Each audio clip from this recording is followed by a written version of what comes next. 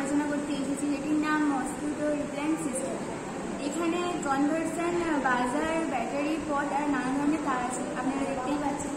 তো এটি সাধারণত মশাদের জন্য করা হয়েছে। আমাদের পরিবেশে অতিরিক্ত জল জমার ফলে প্রচুর মশার প্রভাব বৃদ্ধি পেয়েছে, যার ফলে আমরা সেই প্রভাব থেকে মুক্তি পাওয়ার জন্য আমরা নানা ধরনের কয়েল, এমনকি ধোয়া জাতীয় বিভিন্ন ধরনের জিনিস ব্যবহার করতে শুরু করেছি, যার ফলে বায়ুমণ্ডলের অতিরিক্ত দূষণ ঘটছে এবং নানান ধরনের রোগ জীবাণুর সৃষ্টি হচ্ছে।